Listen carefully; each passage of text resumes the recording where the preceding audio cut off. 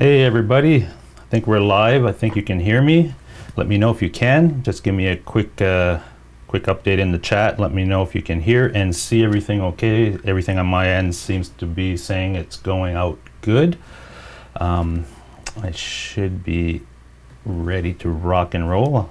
I'd like to welcome everybody that's in the chat right now. We've only got a few people in right now. Let's give it a few minutes and see who jumps in. Let me just adjust the mic here a little bit. There we go. Cool.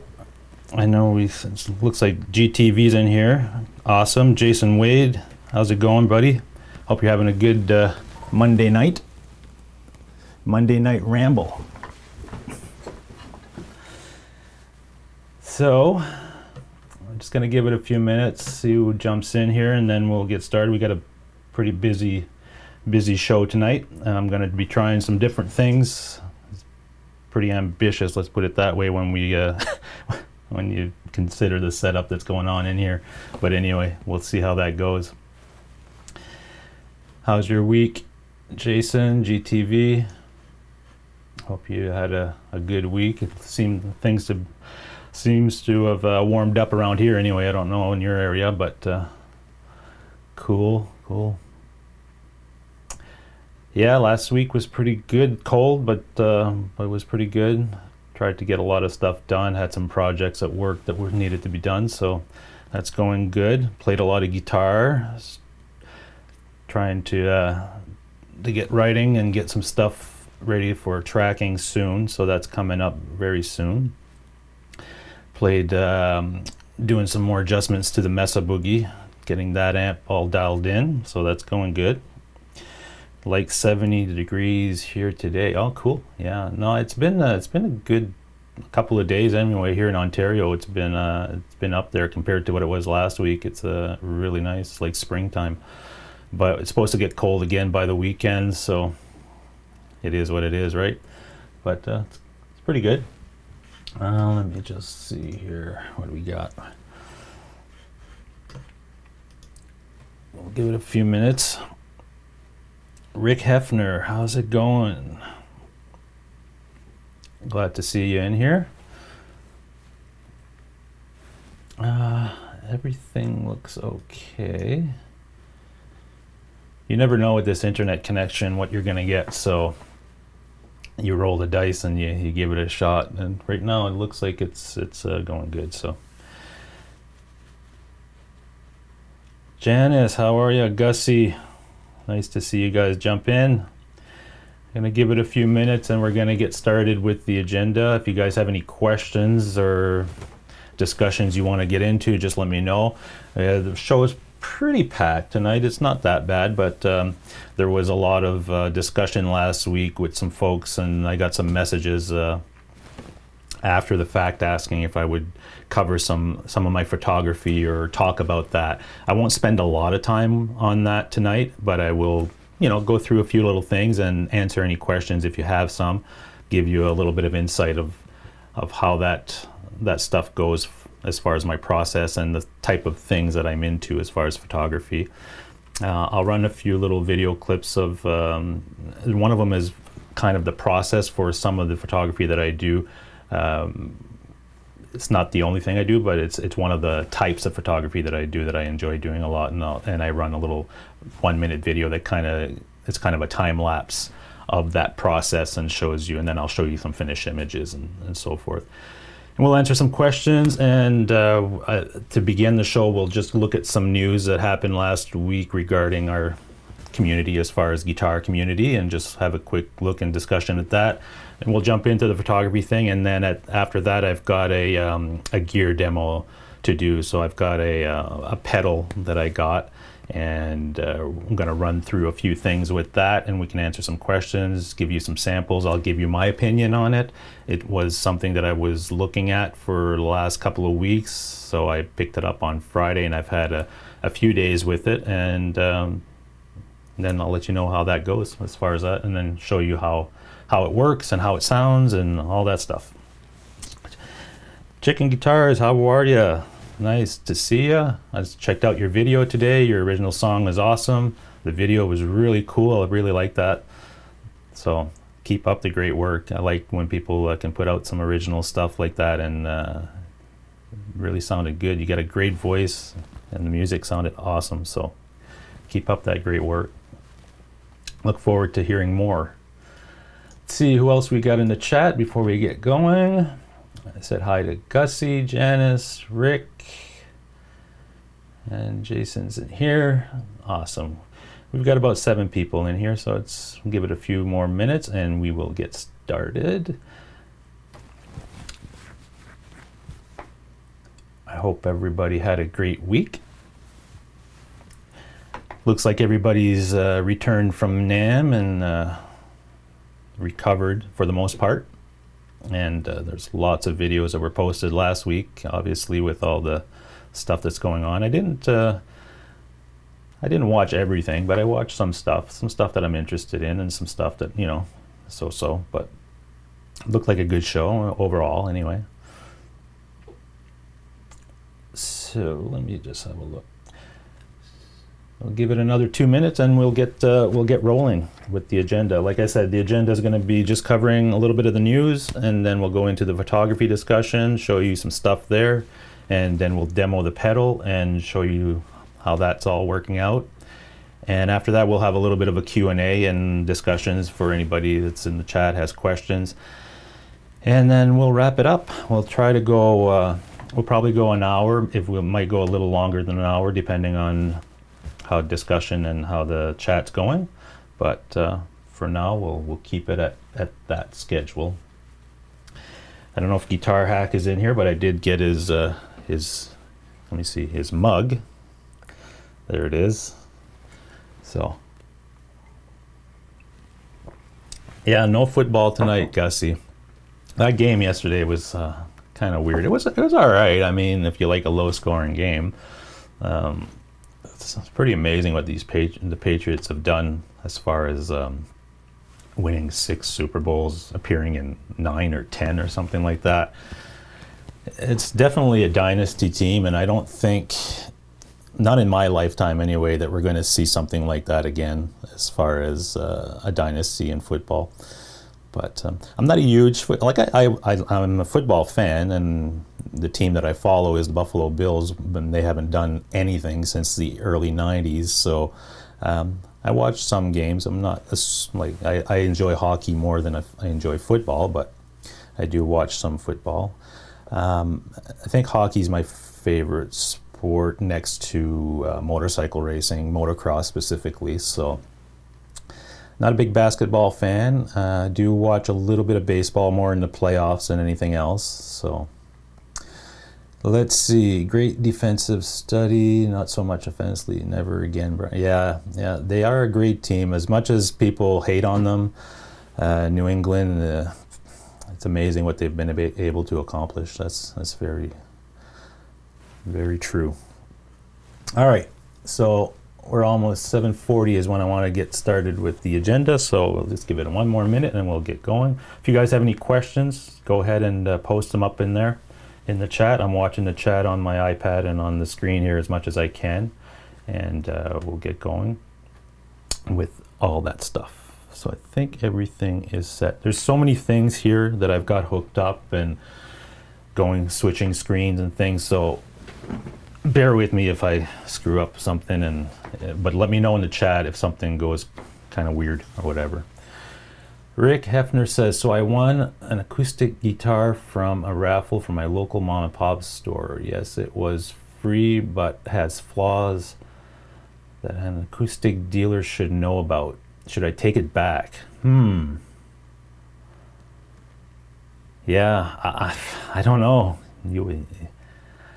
What kind of flaws are they? I mean, if they're setup flaws or if they're actual things with the guitar, I mean, you could always, if it's a mom and pop shop that has a repair division or whatever, you could bring it in for a setup and have them do a setup on it.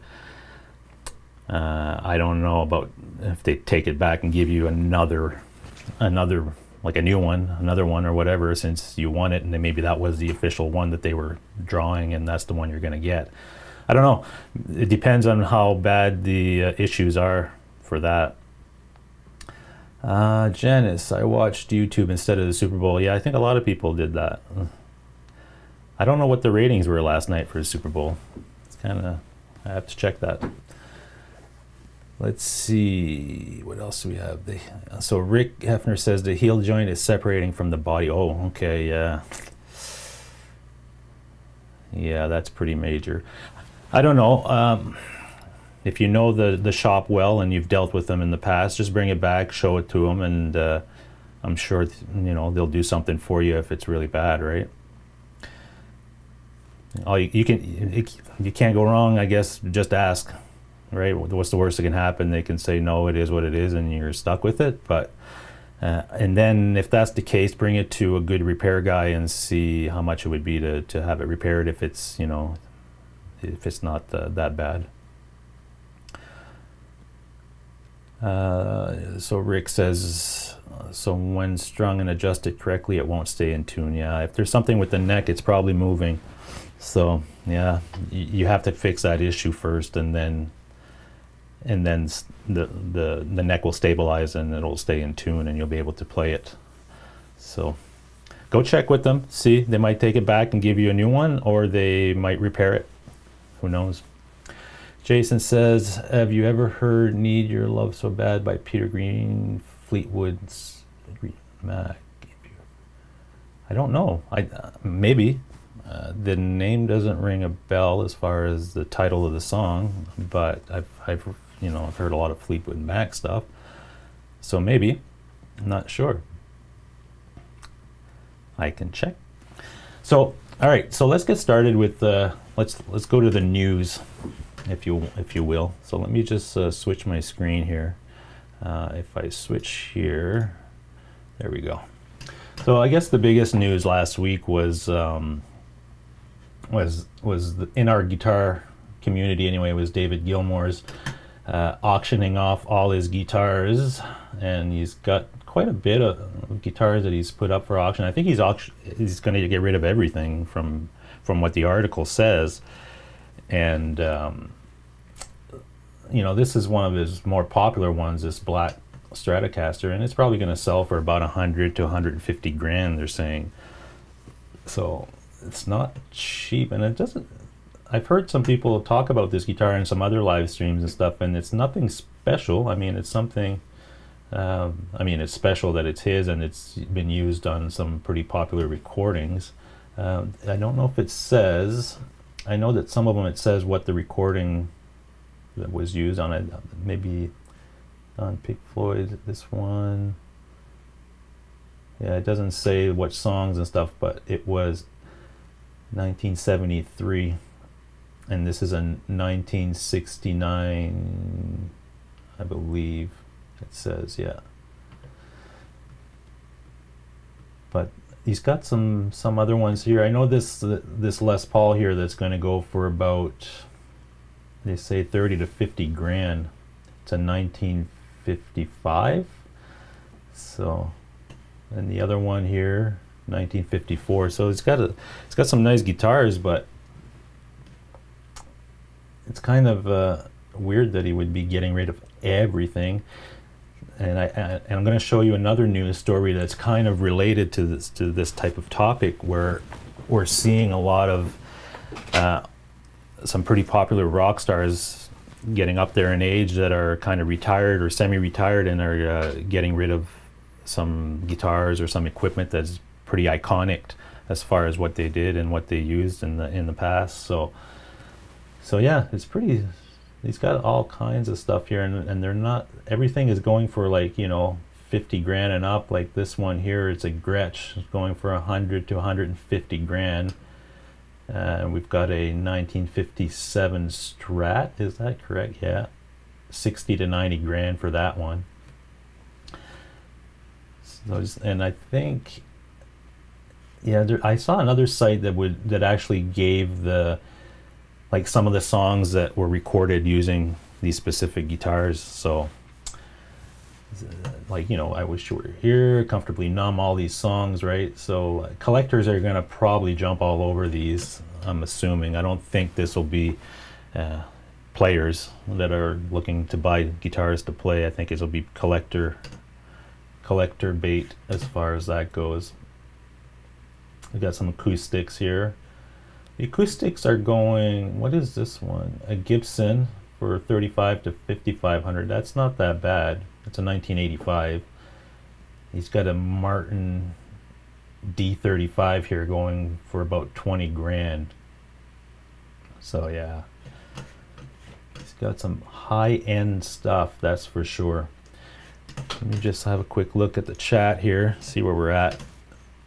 Hey Guitar Hack, how's it going? I showed your mug here. I got it on the weekend. I don't know if you can see it.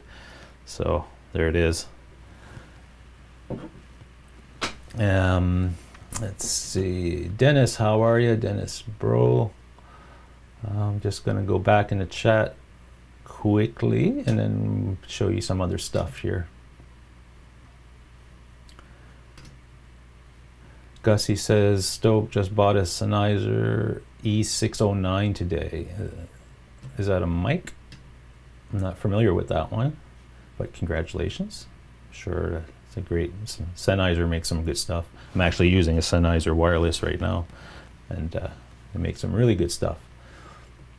Let's see, try some new recordings with it tonight. Gussie, good stuff. Let's see. Everybody's saying hi to each other. Awesome. Rick Hefner says, can't take it with you, give it away. He doesn't need money. Yeah, that's, you know, that's probably what's happening with some of these. So let's go to the next the next story, which is related, and being Canadian, kind of, if you are Canadian here, you're going to be familiar with this one. Just announced this week that Randy Bachman is going to donate hundreds of his guitars to the Calgary Music Center. So is this a trend we're going to start to see more and more of, where some of the legends, you know, rock stars, guitar players are going to, that are, like I said, retired or semi-retired, going to start to donate or auction off a lot of their gear? It makes sense in a way. I mean, if you're sitting at home with, you know, hundreds of guitars that are worth a lot of money, and at the end of the day, if you're leaving it for your children or something, that's one thing, but you know, you're not going to have, if you can do good with it as far as that, and you know you're getting up there in age, and that you can contribute, you know, have something better to do with them, maybe that's what's happening. But this is funny that these are happening all in the last couple of weeks, that we're seeing these types of stories pop up. So maybe this is a trend that's happening. He's got a 1959 Gibson Les Paul used on American Woman that's already featured in the exhibit, and apparently he's got hundreds more that he will be putting up for exhibit. So he says he's donated his guitar collection to the National Music Center in Calgary. So I guess, does that mean that they own them, or I don't know how that works, but that's pretty impressive that he went ahead and did that. And he put a tweet out about it too. My guitar collection, which is being donated, Music Center addition to the original American Woman guitar. Cool. A wing. There's a wing that will be dedicated just for his guitars. So it's kind of interesting that these things are happening now, right? Let's see who else. Hey Ben, how are you? Ben Coombs in the house. There he says, yeah, just brushing up on a bunch of songs. Okay, cool. Ben got a new singer. I don't know if you announced who it is yet. You're more than welcome to let us know if that's. I know yesterday you spoke a little bit about it on your live stream. So congratulations on finding a singer and getting going with that. That's awesome. ABV Ninja, how are ya? Jamal, how are you, buddy? Thanks for the friend accept or whatever on Facebook. There's a bunch of you that I found on Facebook. I had you guys, I was subscribed to you guys here on YouTube, but my Facebook feeds started to populate your profiles as well, so I sent you some friends requests, so that's cool. It's just another platform that we can share some content on, right? So that's really cool. Let's see if I missed anybody. No, it looks like everybody's good. If you've got any, Dennis, what do you think EVH would get for his gear? Yeah, that's an interesting question, right? What do you think Eddie Van Halen would get for his guitars if he auctioned them off? What would be the highest price guitar, and what would be that price, I wonder? Yeah, that's a good question. I'm sure that well, he's still young and he's probably still playing, but he's probably got a ton of guitars, and he's got stuff that if he did auction off, he would probably generate a lot of income for whatever charity or whatever he decided to donate to, or I don't know if he would probably keep it for himself. I don't know. I can't imagine that guy needs any money, but it'd be interesting. Ben says, that's weird with Randy. The American woman Les Paul was just purchased from a buddy of mine last year. Really? Wow, that's interesting. Gussie says the tax write-off is significant. Yeah, I imagine it would be.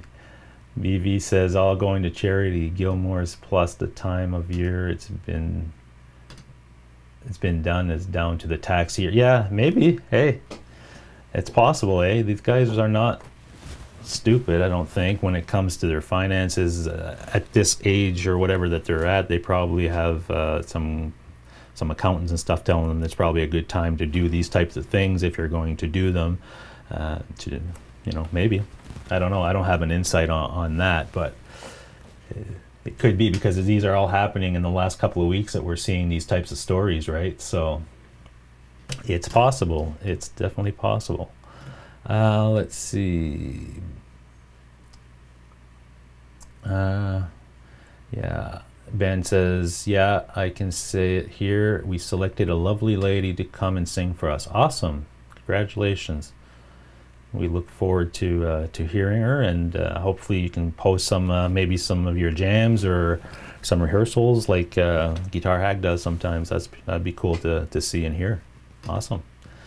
Let's go back. Gussie says Gilmore's, in my opinion, will fare better in auction. Yeah, well, it is Pink Floyd, right? So it's got a lot of history there. So Denny Allen, how are you? Welcome. Ivan Carter, how are you? Thanks for joining us. Danny Allen says it probably cost a lot of money to store all those guitars in a safe environment. Yeah, true. I don't know where they would.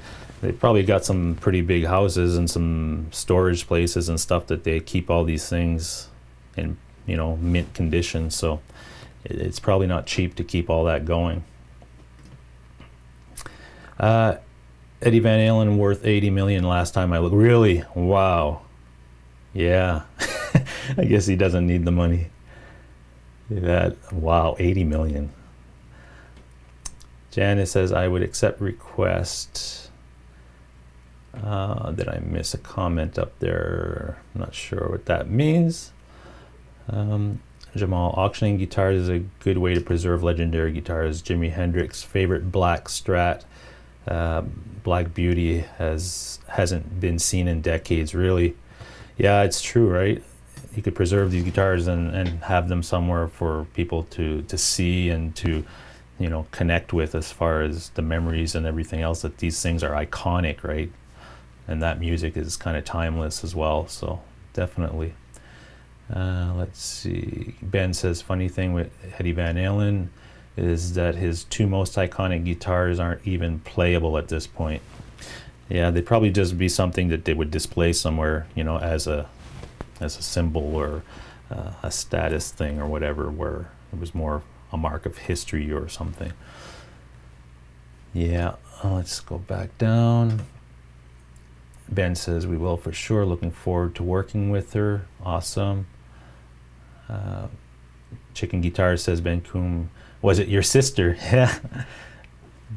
I don't know, maybe. Maybe. Janice says, but would like subs. Cool. Let's see. Okay. All right. So that's it for the news part of it. So let me go out of here for a second. So we wanted to, well, I got a lot of requests, like I said, last week and over the last couple of weeks, some messages, some private messaging asking if I would cover some of the photography that I do on my live show. And I know this is a guitar kind of music-centric type of show, but I said that I would, you know, dedicate a few minutes to show some stuff and answer any questions if you had that, because there seemed to be some interest around that. So if you guys are okay with that, we're going to spend maybe 10 minutes and we'll go through. I've got a couple little clips to show you, go through some photos, answer some questions, and then we'll move on to the demo of the new pedal and show you some stuff with that. So let's do that. So I'm going to play a clip, the first clip. Yeah, let's do that. I'll play the first clip, which is just a small little promo, which shows some of the stuff that I do as far as the type of photography that I do and kind of in action type of thing. So it gives some context to the whole thing. So let's see. So I'm going to run this. Hopefully this works. Bear with me. There's a lot of stuff going on here. Let's see. So here we go.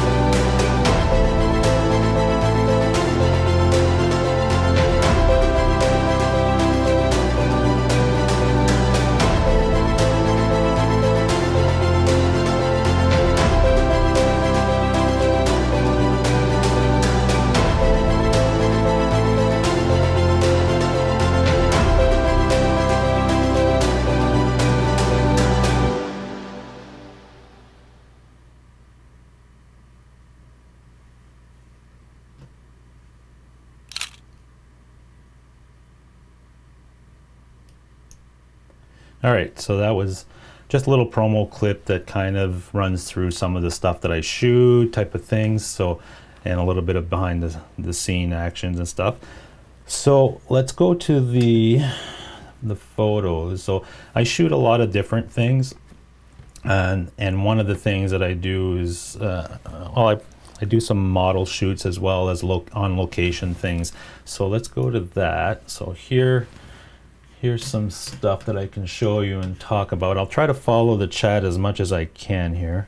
If you have any questions while we go through these, I will hopefully catch your question here. And let me just bring the chat over here. Cool. So this photo here was, did this one in Vegas. It was for a hotel, the Westgate in Vegas, and they needed some shots with these showgirls that were there. So we went out into the pool area, and there was nobody there. Obviously, it was just scheduled for the photo shoot. So we did some shots there. So that's one of the shots that we did there. While I was there, I also did some shoots that were in the desert with some models, and this is just one of them.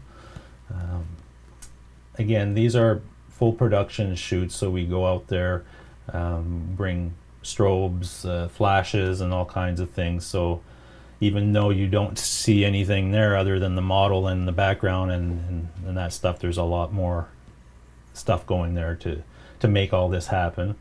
But and then we got this one. The same shoot was at the desert for that one. We worked with some different models. So again, this is just one of the types of photography that I do. And some of these are commissioned by either a hotel or a company that's looking to get work done. This one as well was done in the same desert, and this was at night. And I can tell you something, in Vegas at night, if you're in the desert, it gets friggin' dark and it gets cold. So yeah, I wasn't expecting that. And we were pretty far in, as far as we drove our vehicles pretty far into the desert, and we kind of knew where we were going to get out of as far as when we left. But when we left, it was pretty dark, and it was pretty weird trying to get back to the road, and you don't see nothing. And this is, you'd think desert is just like, this is a dry lake bed type of thing, but there's ruts and all kinds of things in there, and man, it's dangerous when you can't see anything, right? So anyway, this was part of that shoot.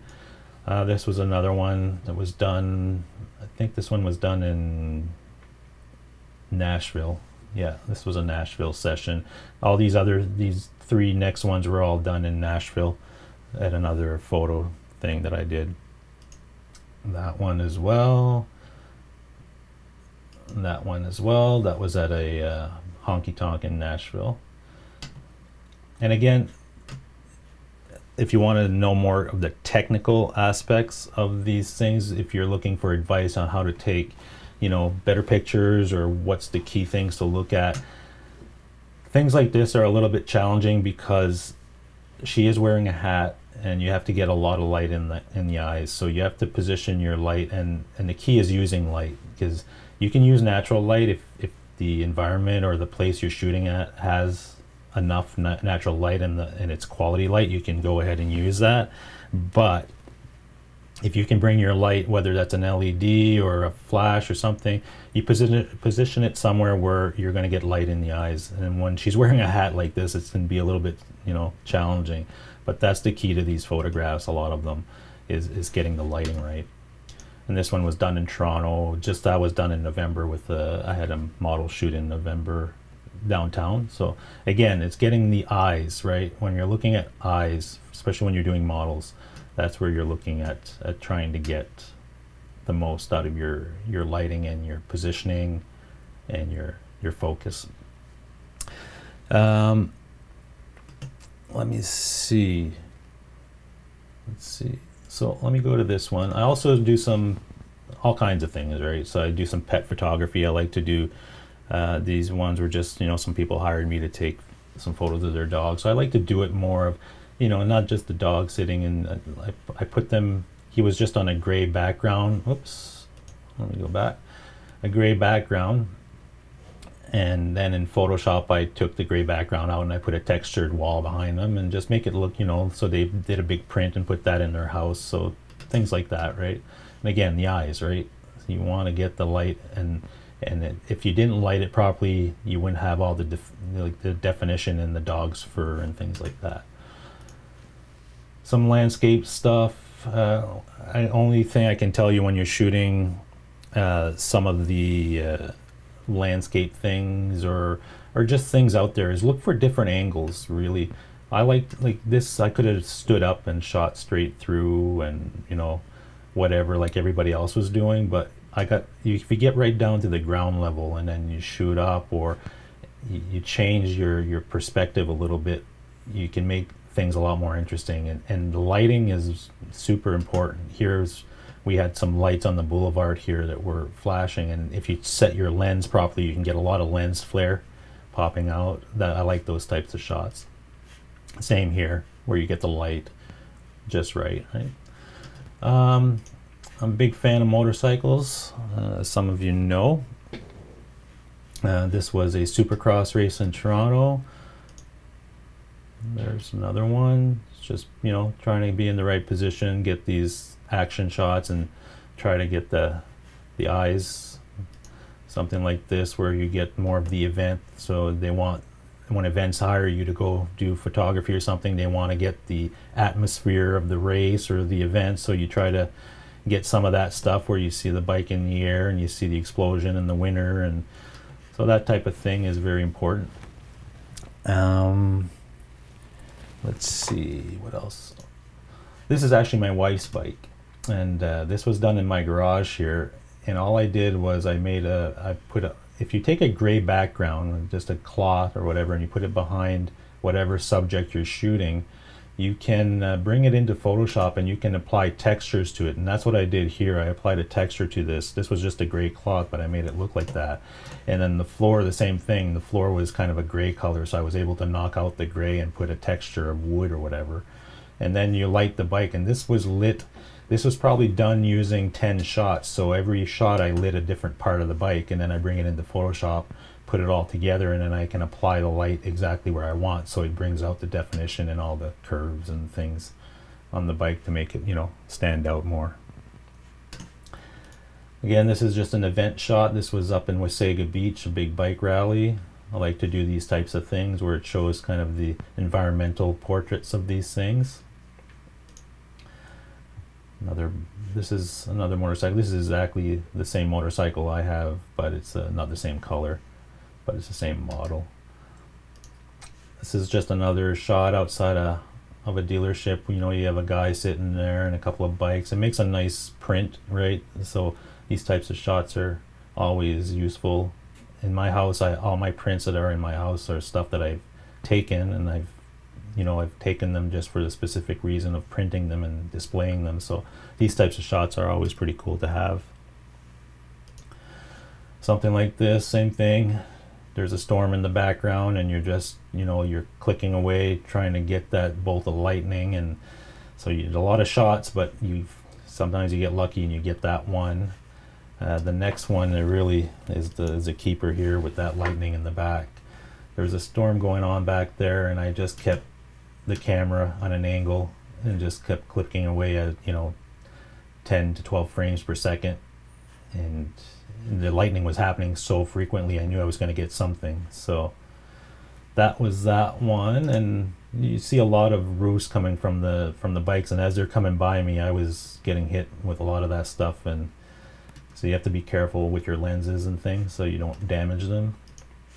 And just another shot here.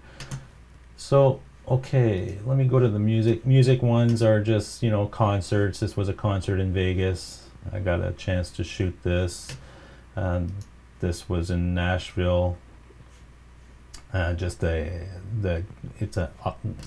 Grand Ole Opryland Hotel or something, and they have guitars, these huge friggin' guitars in the lobbies and stuff that are hanging from lights and the roofs and stuff. So I took a couple of shots there.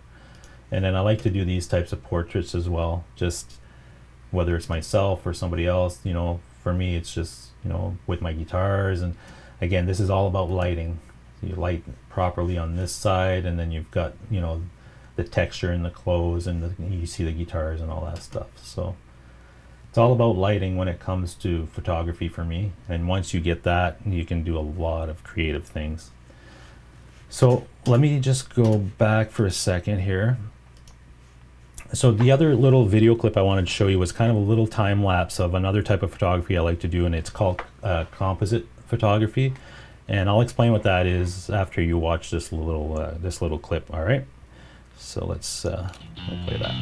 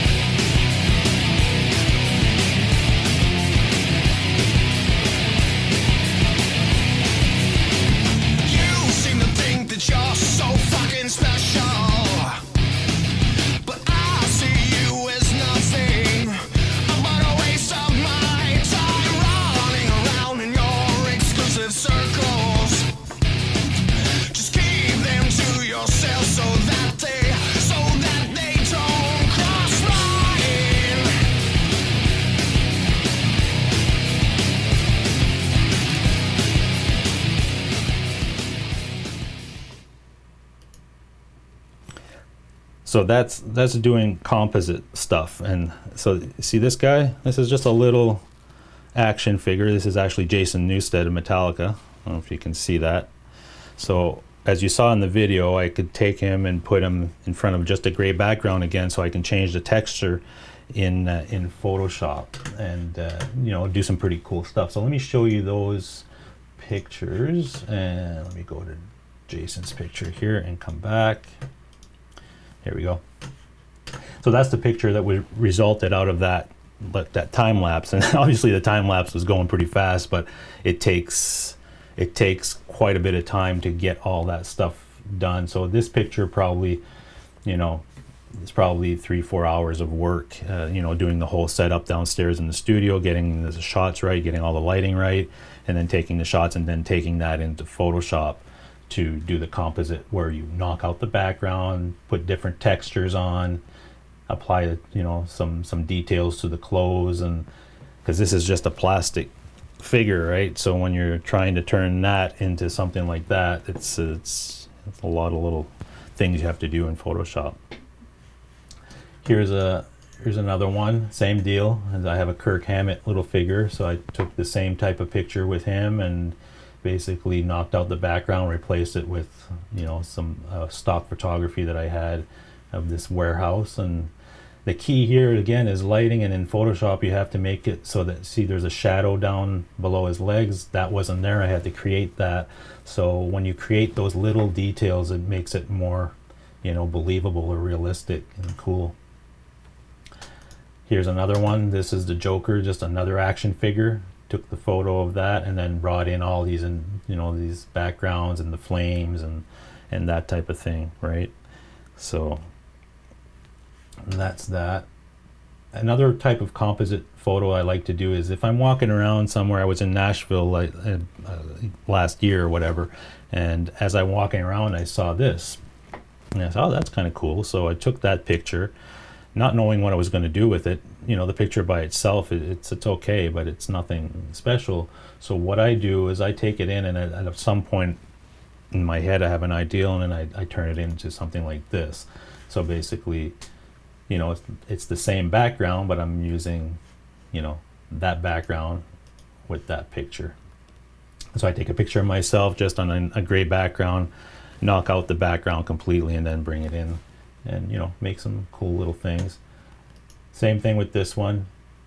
The guitars, everything is real. Obviously, it's just the background is just a gray wall, but then you can change the texture. The floor is real. But so that's the type of thing, type of photos and the photography that I do a lot of. I do some corporate work as well, but you know, that's just plain headshots and things like that. So let me go back to our shot here, and let me go to the chat to make sure. Go back. I probably missed a lot of stuff. Jen says, awesome pics, thank you very much. Jamal says your work's amazing, thank you, thank you. Gussie says, wow, you have some serious gear. Yeah, the photography gear is, well, I've been doing it for about 10 years, like as professionally now. So over the time, you know, you build up your gear, and it's like guitars and stuff, right? You sell things and upgrade, and but when you're doing it as a full-time job, you got to have the right gear to do it. So if somebody's paying you to go out and do these shoots, you've got to know that you've got dependable gear and stuff that's going to create what your vision is. So that's what that is. Actually, let me just see what else we've got. Cool. Yeah, we've got 12 people. That's cool. Doing pretty good. Janice. Jason says, thanks for sharing that side of your passion. It was very interesting and wicked cool. Found a whole bunch. Cool. Yeah, well, that's, you know, just wanted to get that out of the way because I did get some requests on doing that, and I figured, hey, why not, right? Just something to do. So let's get back to guitars and music now. And what we can do, let me just, let me see if I can do this.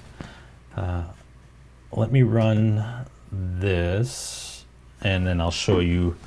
We'll do a quick look at this new pedal that I got, all right? So bear in there with me. Let me just look here for a second. BV says focal length, aperture, and shutter speed is important to depth of field to give prominence certain parts of the photo and landscape. Yeah, definitely. You have to know what depth of field is, and that's, you know, when you blur out the background and make your foreground in focus, or vice versa. And using different types of lenses that have, you know, fast aperture, which means like if you're getting a 2.8 lens as opposed to a 5.6, you're going to get a lot better background blur and things with that 2.8 lens. It's just the physics of it. So it's definitely part of the process. So I would say to anybody that's looking to learn photography, look up on YouTube the exposure triangle, and really dive into that. It's not that hard, but once you understand what those three things are, which is ISO, shutter speed, and the aperture, those three things consist of the exposure triangle. Once you understand what those are, you can pick up any camera and understand how to get what you're looking to get, like your vision basically. If you know, okay, I need everything in focus, I need this type of lighting or whatever, you're going to know how to get there quickly if you understand the exposure triangle. So that would be my first set of advice for anybody that's looking to get into photography and up their game, is look for that. And there's tons of videos online about it. That's how I learned about it back 10 years ago when I was just learning. And that was a very helpful thing. Once I got my head around that, it's almost like guitar. When you learn the pentatonic, all the 5 positions and stuff, it opens up a whole new world, right? You're not just playing the same old thing over and over, and you start to understand where all these notes kind of link together and how they work in conjunction. So it's the same type of thing if you learn the exposure triangle in photography. It puts the pieces together so that you can carry on and grow from there. So that'd be my my thing. Dave, hey Dave Ari's Guitar, how are you, buddy? Nice to see you in here. Dave says, what do you think of the Sony mirrorless A7 III? I loved it. That's a great camera, and I actually use Sony's. The one that's shooting me right now is an A7R II, and I've got another one back there which is the A6500, and I've got an A7R III in my bag that I use all the time.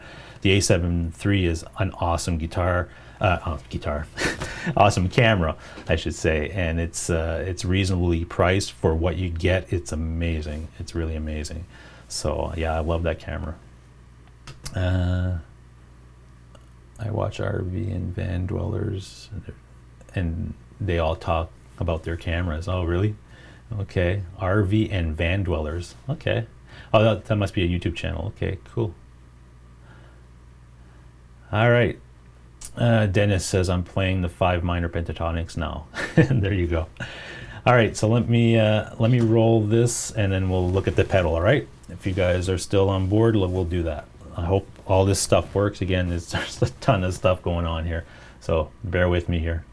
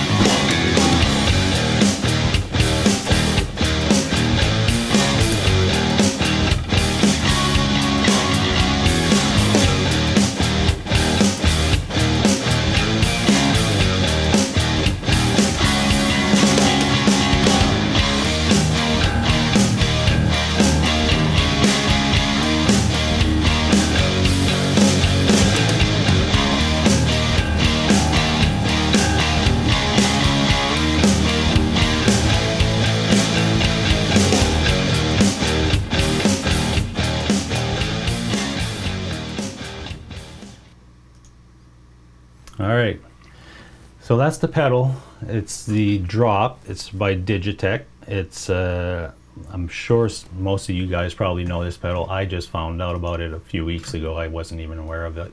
But it's one of those pedals that it's not necessarily for effects, but it's more for utility in my usage anyway, where it's basically to drop your tune. So if I want to go a half step down or a full step down, a full step after that, I can use that pedal.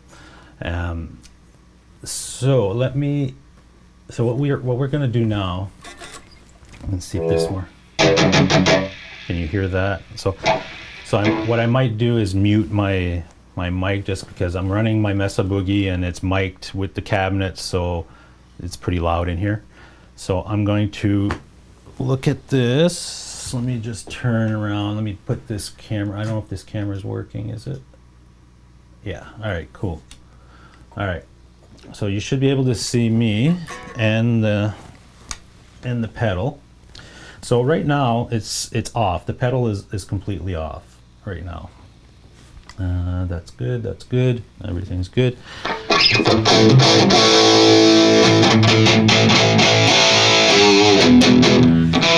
So let me turn down that a little bit because that's pretty loud. And is it pretty loud, guys? Let me know.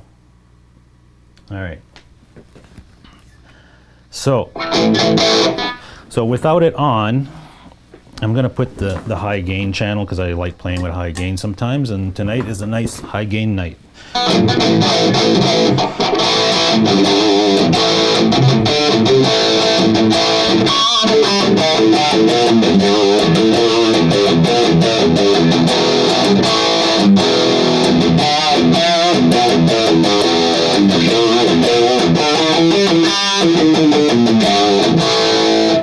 Okay, so hopefully that wasn't too crazy loud. Is that okay? Let me know in the chat if that was crazy loud. So that was just basically the guitar pedal off, standard tuning, right? So let's turn the pedal on, and we're in position 1 right now. So you'll notice that's off. Now I'm half step down, right?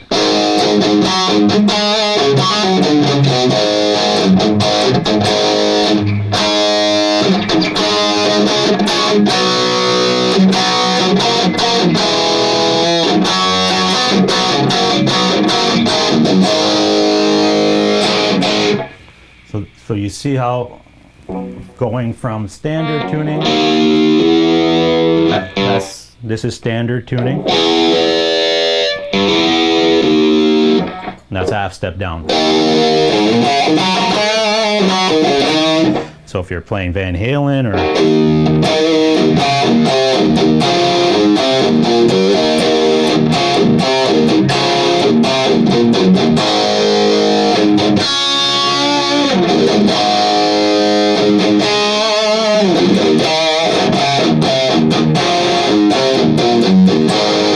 right? So instead of having, the cool thing about it too is that I'm not really having to do anything to the guitar. The guitar is basically tuned in standard. The string tension is the same. The gauge of string is the same. I get the same feeling. So what I can say about it, half step down, no problems. The one little caveat that I have about this pedal is because what's going into it is digital, right? So there's a digital signal, but there's no latency as far as I can tell when I'm playing. I don't hear any latency. There's no weird little things happening when you ring out a note, other than when I put a delay on.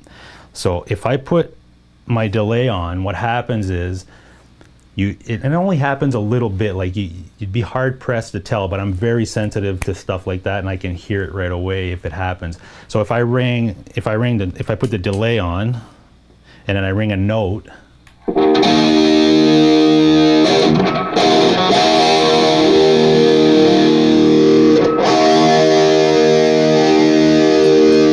so I don't know if you guys could hear that, but there's a little bit of it's not even modulation, there's something in it.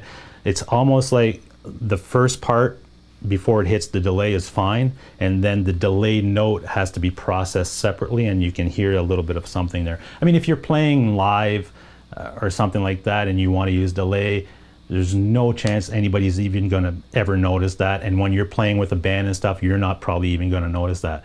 Just something to keep in mind, that's one thing I noticed, because I could hear something and I didn't know what it was that was causing that, and I turned off the delay and then that went away. So I'm assuming it has something to do with that repetition as far as when the note hits.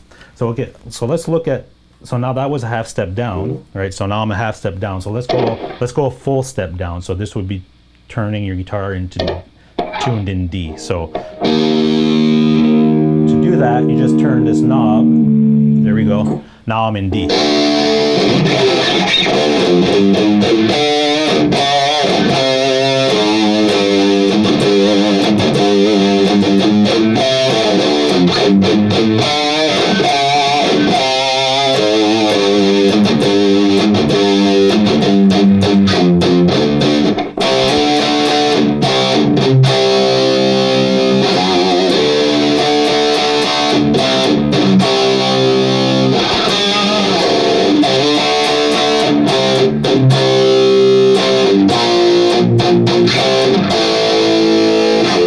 So that's, you get, and it's so cool to be able to just do that by, you know, turning the knob, going down.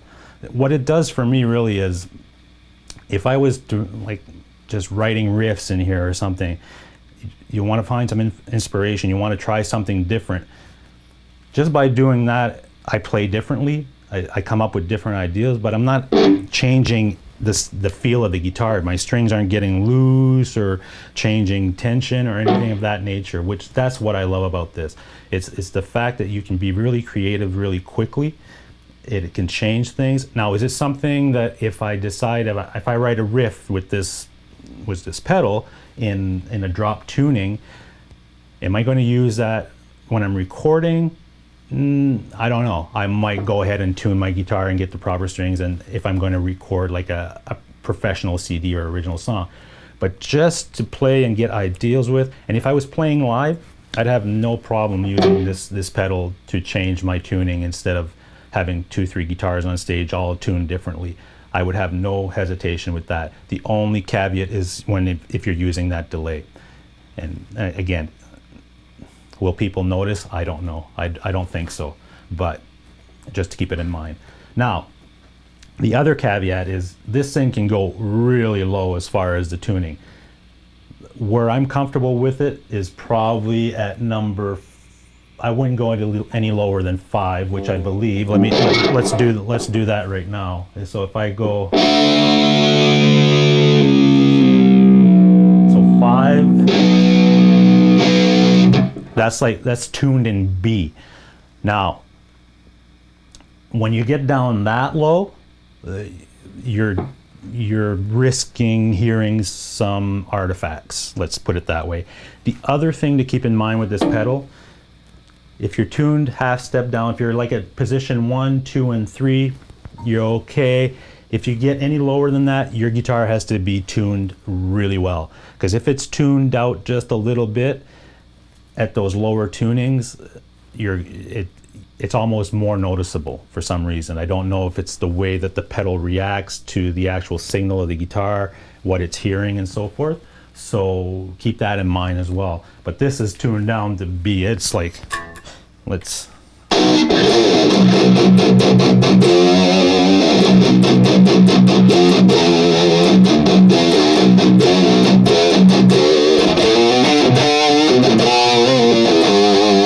See, you can hear that. Sometimes there's a little bit of that artifact that pops in there.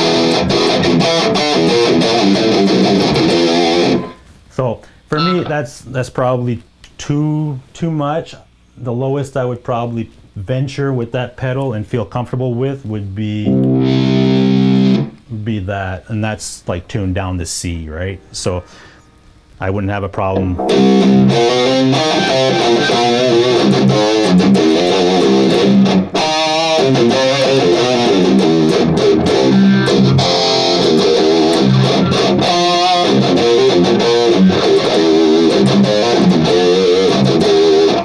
So if you wanted, you know, to play in that type of, I mean, I don't play in that genre that much. I used to, and when I played with the band SMEER, we would tune, you know, I was playing bass and I was playing a 5-string and it was tuned to B, so I obviously was playing in lower registers. But these days probably wouldn't go down this far. I might go to D or step down from that maybe, but that'd probably be as low as I go. It's fun to play with, you know, if you wanted how would Rush sound in C, right?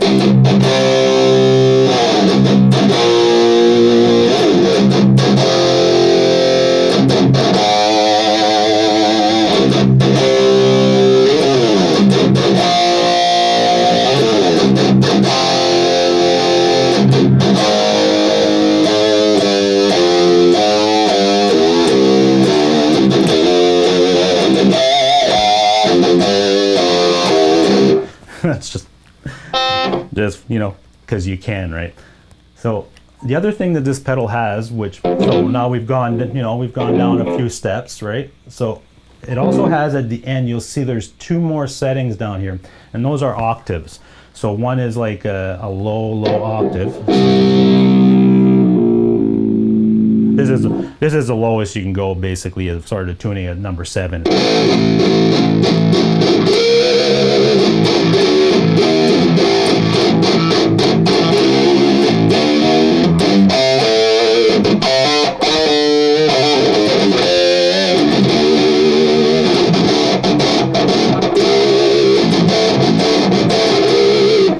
Pretty cool. It's fun to play with. Again, so much like flexibility you can do with this pedal without having to change any tunings or whatever. You can just turn the knob and play a little bit and see what comes out. It's a very creative tool, let's put it that way. But that's like the lowest. That's tuned in A. So if you want to play Corn or something, right? So the other 2 settings, like I said, these last 2, this is like an octave.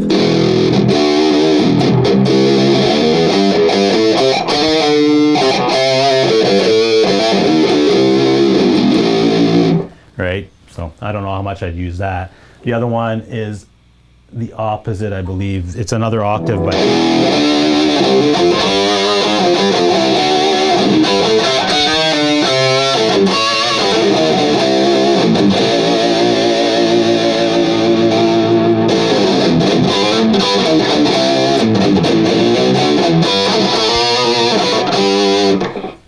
so it can be used as an octave pedal as well if you wanted to use it for that, for the last 2 settings anyway, because they're actual octaves. I guess the last feature I can show you on that pedal is there is a switch right here. It's on and off, right? So right now it's in the off position. That means that if I press that button, the pedal is off, right? So it's just off. If you put it in the on position, what happens is it's just a temporary like on, right? So here it is. So let me go, you know, drop down to a tuning. If I press on it,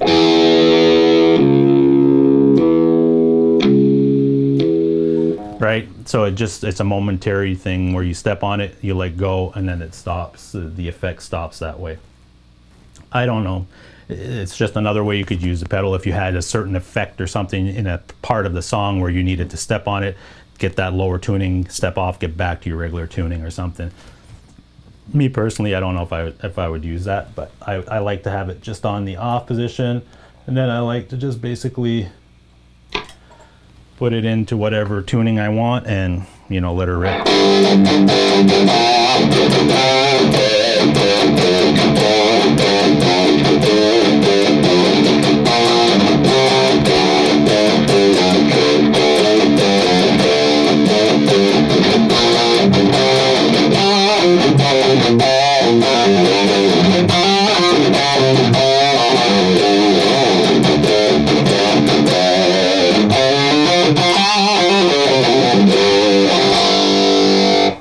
So there it is. So let me put this away. Let's see here. How can I do this without tripping over everything? Put this over here. And then we'll see if we have any questions. Let me go back to this window. All right, where are we in the chat here? Oh man, I must have missed a lot of stuff here. So you can still hear me, yeah? Okay, good, good. All right. Let me go back a little bit.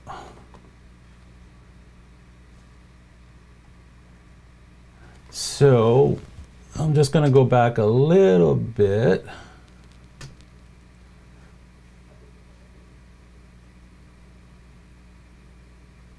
There we go. It's like watching Sports Center. Yeah, just having fun. Just trying to do different things, right? I'm using this different software that a lot of people are using OBS. I'm using this software called Wirecast, and I use it at work sometimes. I use a different system at work, but I like to use this as a supplement type of thing, and this way it gives me a chance to push the limits of this system as well. So I like to always throw things in and try stuff, and why not try it on my live show? What's the worst that can happen, right? So that's why I put that, just for fun. Let's see. I'm going to go through this quickly and try to get to the bottom of the chat. If you have any questions regarding that pedal, I really like that pedal, to be honest. And it's exactly what I expected when I bought it, as far as the utility of it. It's nice to have, so I like to practice along with songs and things like that. So if I, instead of tuning down or bringing the song into Audacity or something like that, I like the fact that I can just hit that pedal, turn the knob to be correct pitch or whatever, and just play along with the song or learn the song if I need to learn something or whatever. The other thing I really liked about it this weekend when I was playing with it, it was inspiring me to play differently and to play different things. So I've been, in the last year getting back into playing music and playing guitar specifically and not bass. I've had my guitars pretty much tuned to standard, and I stuck with that, and I tried, I learned everything again using that. Having the flexibility now to just change that, it totally opened up a lot of different paths for me as far as writing goes. So to me, it was well worth it. It's listed for $179 US. In Canada here, it was more, obviously. We always pay a lot more than you guys do in the States. So it was, over 200 bucks, but the utility of the pedal for me was worth it. And again, if I didn't like it, I could always bring it back. You get 30 days with it. So the only thing, again, is when you're playing with it, understand that and the tracking is pretty much dead on. I haven't, like I said, if I go lower than, I think it's number 5, which is down to C, if I go lower than that, I can hear a little bit of some of that latency, very little. Anything above that, you're not going to notice it. And the thing with the delay is something to keep in mind. It's not a big deal if you put the delay on and you play, you'll notice it here and there, but nobody else will ever notice it. If you're playing live and you say, I want to use delay and I want to tune down and I want to use this pedal, you wouldn't have an issue doing it. So it's just if you're recording and you need to capture your tone and stuff, you might want to keep that in mind. Maybe not use the delay as you're recording. Record your guitar with the pedal on, record all that, and then your DAW, then maybe add a plug-in for delay, because then you're adding delay to the signal's already there, so it's not like it needs to process it again. So keep that in mind. But other than that, I would highly recommend the pedal for anybody who's looking for this type of thing. It's a very utility type of pedal, I find. And I think there's another company, TC Electronics or somebody, who does something called a Pitchfork that's kind of similar. So I don't know enough about that one. This one was the one that seemed to be recommended by a lot of the folks that were using these types of things. So that's why I picked this one up. Let's see. Denny Allen says, I think the drop tune is a good idea, to not tune the guitar and change the neck tension and feel, but would be confusing if you can't hear. Yeah, so that's the other thing. If you're playing just, kind of low volumes and you can hear your strings resonate the guitar itself, like acoustically, yeah, then don't bother using this pedal, because what happens is you're hearing the guitar tuned standard, and coming through your speaker or whatever it is that pedal is plugged into is going to come in tuned differently, and it's really weird. It's not something you want to do, that's for sure. But most of the time when I'm using these pedals, I'm going through an amp or headphones with the Helix or whatever. I can't hear my strings, so it's perfect for that. String tension is huge when down tuning, at least for me. Yeah, and that's the other thing. Depending on the feel that you like, I know when I used to tune down when I played in different bands and stuff, you definitely, the feel of the string, the tension of it, everything else it feels for that tuning, and you're used to that, that's fine. So that's another thing if that's really crucial to you. For me, honestly, I thought it would be, because I'm used to that, as like tuning down and having that tension and knowing what that feels like, but it doesn't bother me at all. I use this pedal now and I just drop down to D or C just to play, and I know that my string should be a lot, flexier, like, I don't know, a lot less tension on them that it has, and it doesn't bother me. It's actually pretty cool. I like it. So, hey, Todd Flowers, how are you, buddy? Nice to see you. I'm not that far back in the chat, so give me a second to just catch up here. Ben Coombe says straight to D for all your Motley covers. Yeah, I think they tune half step down, Motley does, but I'm sure they have some songs in D. Dave's our guitar says it's very subtle, but it's there. Full step isn't bad either. Once you go below full one step, it gets more. That's the thing. I find for me that I can drop down 2 steps, so 1 half step and a full step. After that, you know, it's not bad. I can go another step or 2 without having any issues, just playing by myself and just not. I don't hear any differences. But anything lower, yeah, that's when you start to hear some differences. But I don't plan on playing in that range anyway for most parts, so it's not a big deal. I don't feel tardy. BV says half step down, just have to lose the gain, change the guitar to the Strat, hit the SRV version. Yeah. I just had that thing set to, you know, high gain channel. So let me just put my standby on there for now. I did play a little bit with it on my clean channel just to see how that sounded, which is cool, and it works fine for that. It works fine, but it definitely works better with distortion or gain or something like that when you're using this pedal for some reason. Clean, it works fine, like I said, but I believe it works better with the gain. Let's see what else we have. Ben says, Todd, let me know if you want those pickups. Okay, see you guys talking to each other. That's cool. Janice, thanks for joining us tonight. Have a good night. I'm just going to go back. Jason Wade, how much are they? Jason, are you talking about this pedal? If you're talking about this pedal, I believe in the States, yeah, it could be anywhere from 150 to 179, I think. You might be able to get them used, like Dave R says. New around 160, 199. Yeah, that's right. That was EHX that made the Pitchfork. Okay, yeah, I wasn't sure. I know I saw that company or that pedal there as well when I bought this one, and I had seen that they compared it to it, so I'm assuming it does similar things. There's a whammy ricochet. Yeah, I read about that one too, the whammy ricochet. I never tried it, but yeah, I did see that. Dave R says, yeah, I was looking at both of those for a few years ago, right after the drop came out. Well, yeah, okay. Yeah, I think Dave, you have the drop, I believe. I don't know. I didn't see in the chat if you did have it, but I think I saw one of your videos and you were showing your board, and I believe I saw that pedal there. So it's a very useful pedal to have, especially if you want to change your tunings and stuff.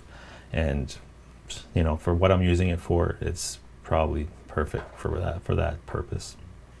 It was fun to play with this weekend because, like I said, I was playing some stuff that, you know, some pretty heavy type of riffs and things that I wouldn't have probably played in standard tuning. It just sounded very different. So it's kind of inspiring sometimes to do something different, to try something. Brian, just noticed something. That drop pedal is the same color as a new Epiphone. Yeah, I know. It's the same color as that new Jason Hook Explorer. That's true. And they play a lot with drop B tunings. Yeah, there you go. But I think that pedal has been out for a while. I don't know when they released this pedal, but I think it's been out for a while. I just noticed, learned about it a few weeks ago, actually. I saw somebody at NAMM doing a demo, and he had that on his pedal board, and he stepped on it and he dropped down his tuning. I'm like, wow, okay, that's cool. Well, I got to check that out.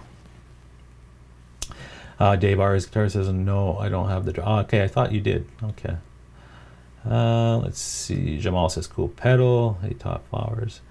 So the other thing that I was going to show you this week, but I didn't get it because it's coming in, I think, at the end of next week. Or this week, I'm hoping by Thursday or Friday I should have it, was the Universal Audio, the aux, which basically is for my amp. It's got, you know, built-in cap simulation, and it's got the attenuator on it. So I should have that by Thursday, I'm hoping. And that's kind of my last piece that I'm waiting for to complete the studio setup. And I want to start recording after that because I want to use my Mesa Boogie as one of the main guitar tones in the songs that I'm doing. But in order to do that efficiently, I've got to crank that amp a little louder than what it is here, and it's already loud here, but I'm not even, like, I'm at, you know, just barely touching anything.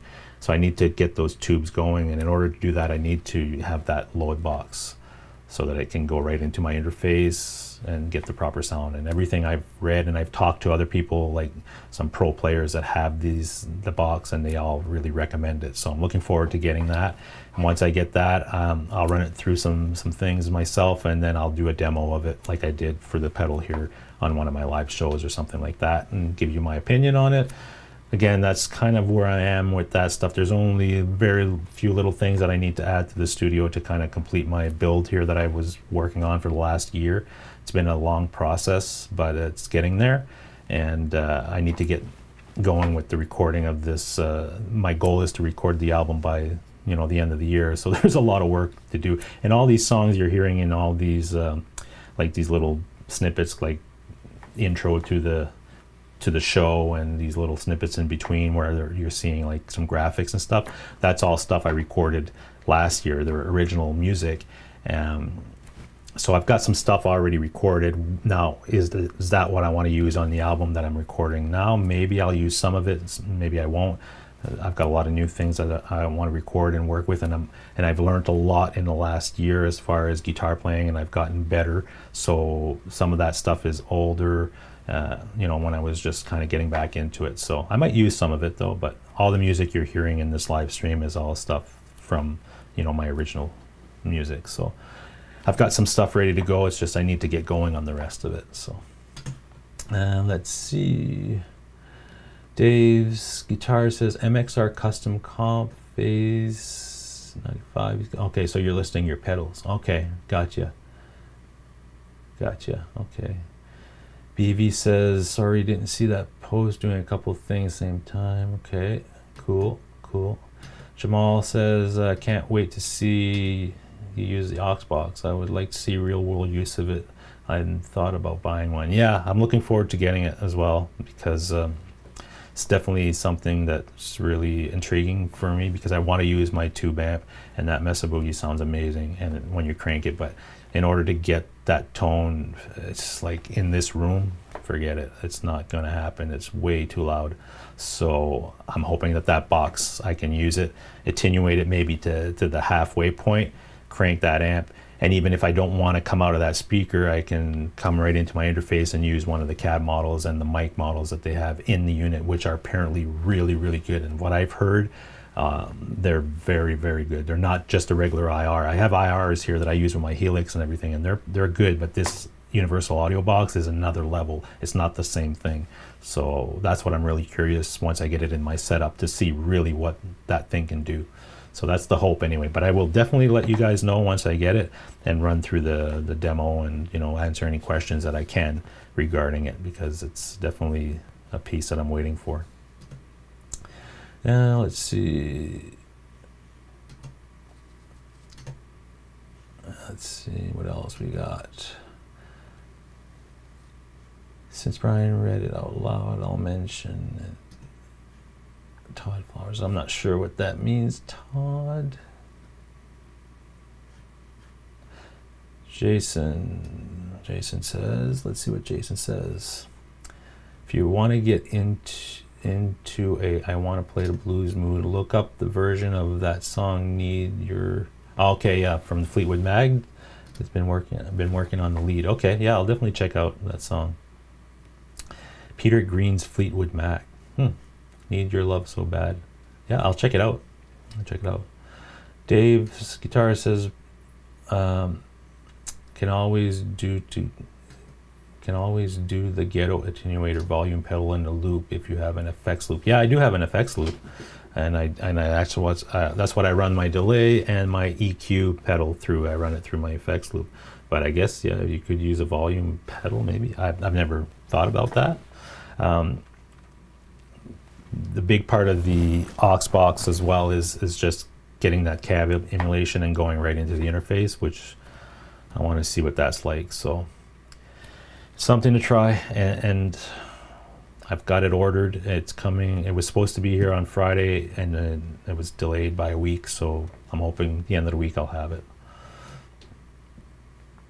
or buy another amp with an attenuator in it for less than a yeah, yeah, Todd. I've had other amps that had them built in. Like I had a Marshall DSL that had that feature. I've had well, I tried the Katana, but that's not really a tube amp, that had, you know, different wattages on them as well.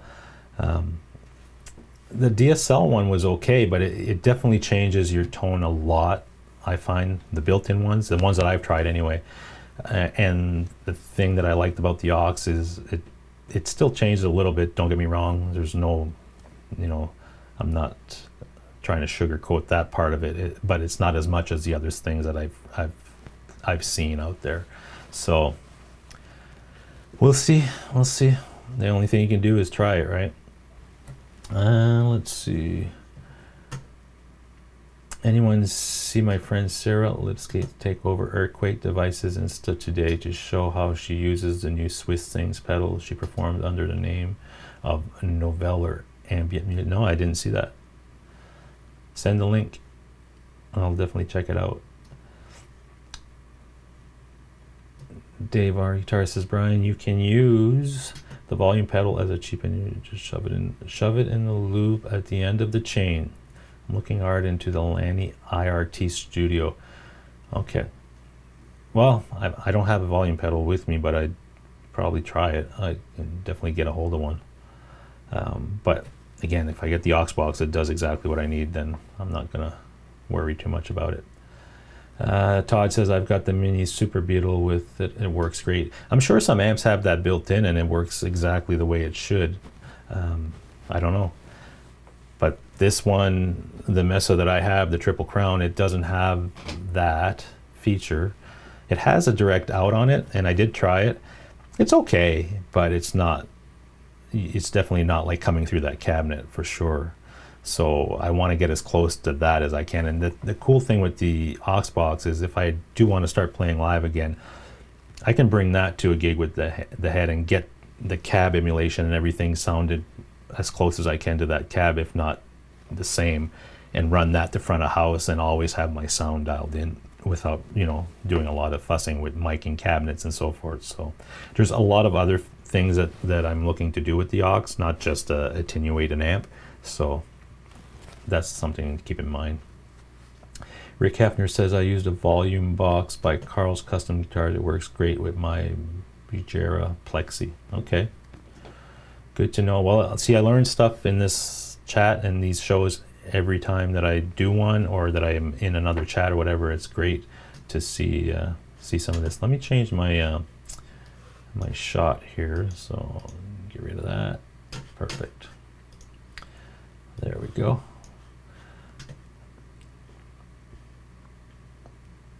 Dennis says, I heard something about that BV. Okay. Todd Flowers says, but it's not a Mesa Boogie either. Yeah.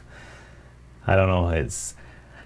I got the Mesa back. This is only beginning of January when I got it, and I was looking at a couple of amps, and I knew that when I got back from my holidays, which I went away over Christmas, and I knew when I got back I wanted to purchase an amp, and Mesa was on the list, and Friedman, and there was a couple other ones, and I tried a bunch of them. Friedman was nice. It's just it was so expensive.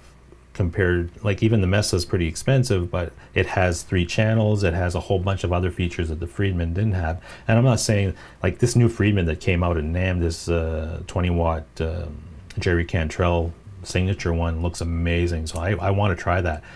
So, but this Mesa seemed to have kind of the flexibility and the versatility that I was looking for, having the 3 channels, from the clean to the gain to the higher gain to just classic rock. It had a lot of that stuff built in, and you know, they're great amps. Mesa makes really good stuff, so that's why I went with that one. Let's see. Dave says the IRT Studio has infinite reamp, USB out, DI out, and IR, all kinds of stuff. Plus, it's a tube 3 channel. Wow, that's amazing. But in dummy load, it's a content creator. Yeah, that looks like a really interesting amp. It's probably a lot like that Pete Thorne SMEER PT15 amp that came out. It has similar things, built-in IRs, you know, direct outs. It's a tube amp. It's 15 watts, right? You know, there a lot of companies, I think that that's the trend moving forward, because companies aren't selling these 100-watt amps anymore like they used to, and they have to find a way to make it where players can play in a variety of situations, whether that's live, whether that's in studio, whether that's home in your bedroom, whatever. And guys still want tube amps, so I think that's where we're going with this stuff. Now you see actual amp manufacturers like Laney and SMEER, and Rev has just brought out one with all these built-in attenuators, load boxes, IRs. That's where it's going, and I think that it's kind of your I guess alternate to going all modeling with an Helix or Axe Effect or something like that, where you want to use your amp, you want to use a real tube amp. So I think that's where things are going. Let's see. Denny Allen, your live video has good lighting quality. Oh, thank you. Yeah, I've got a couple lights basically on both sides of me. I use these big umbrellas. They're soft umbrellas. Basically shoot through the umbrella and then it kind of softens up the light, but it lights everything nice and even, makes your shadows not so harsh and stuff. So that's why I use here. And yeah, I would show you, let me see. Let me do this. So if I do this, I don't know if this is going to work. Okay. Just to show you, like at where I'm sitting, you'll see the lighting. See how I have one big, it's just a small light in an umbrella, and the umbrellas are only like 20 bucks or something like that. You shoot the light through it and it kind of lights up the whole area. You can see my camera is right there with my screen, and then use the other lights on that side. So that's the setup there. Let me go back to my shot. There we go. Where did my chat go? Oh, there it is. So we're at 8:58. We're going to go just a few more minutes and then we're going to call it a night. So I'm just going to try to run through this chat to make sure I didn't miss too much stuff here. Jason says, great stream tonight, video, sound, and internet gone to the roof. Thank you, Jason. R2, hey, you came right at the end. You're gonna have to watch the replay. I played the Mesa tonight, so you can get a dose of that tuned down. So if you're into the heavy stuff, there we go. Let's see, Top Flowers. 1 amp for every situation, that's what we want. Yeah, it's nice if you can find that piece of gear that can do multiple things at a good reasonable price, so you're not buying a multiple, all kinds of things, right, that cost a lot of money. If you can find something that can do a lot of things for different situations, you're definitely out of the game. And Laney's under 700 bucks. Wow. Yeah, that's really good, because I think the SMEER PT15 is like 2,600 bucks. So big difference. Rick Hefner says, but no modeling involved. Yeah, some people don't like the modeling. They want the real tube amps. They want to have that versatility and that sound, and that's cool. I like it too. I have a Helix and I have the Mesa. I have both things, and I use the Helix. Now that I have the Mesa, I use the Mesa a lot more, but I still use my Helix for certain things. And if I want a nice clean sound with specific effects and stuff, I just go through the Helix. And sometimes when I'm just doing one of these live streams and I'm going through my interface, it's a lot easier just to go run through the Helix, and you've got all your sounds and your patches already there.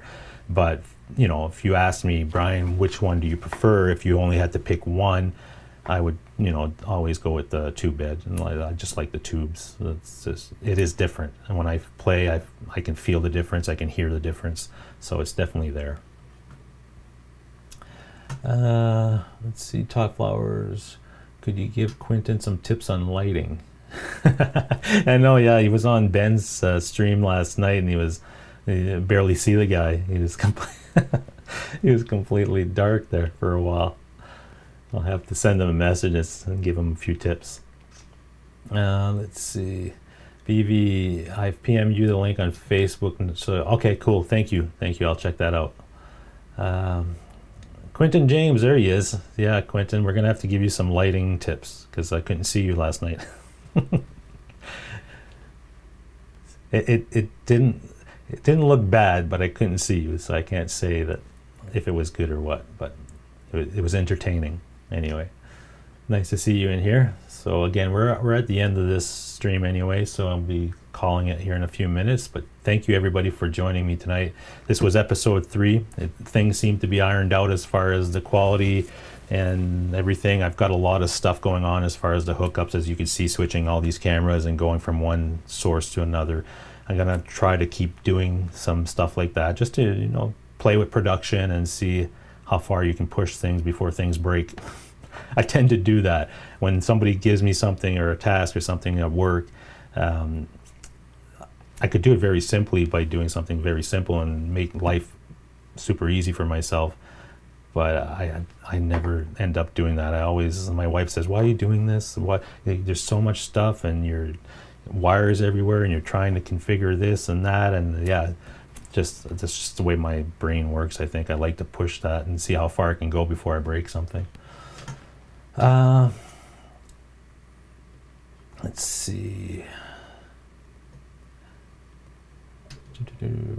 Gussie says, great hangout, Brian. Thank you, Gussie.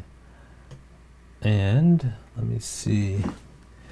Oh, Joe Wentz is going to have a premiere in 30 minutes, so that's cool. So we'll kind of wrap things up. All right. Thank you guys for joining me tonight, and I will, well, I guess I will touch base with you guys during the week in different other shows and live streams that I watch and I see you guys in all the time. And next week, I don't have the agenda ready yet for what we're going to do, but if you have any comments or any suggestions that you'd like to see or talk about, definitely put them in there. It gives me a good idea of what to schedule for the next live show. Next one will be next Monday at 7:30 regular time. It'll be episode 4. We'll try to do some cool stuff again. I hope to have the aux box by the end of the week. If I do, I'll show you that next week and we'll go through some stuff. Obviously, we'll talk if there's any news that comes up or anything. We can discuss that and have just a great chat, right? Sunny says, man, I always catch the end of the streams. Sorry, Sunny, that's okay. You can always watch the replay, but that's a good thing about these things, right? You can always catch it after.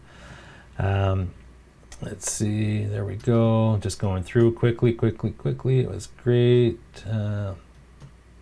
Is your tip of the hat? Midnight Ramble. Yeah, it's Monday night Ramble. Happy Monday, everyone. All right, guys, take good care. Have a good week, and be safe out there. If you're into winter weather, you never know what to expect.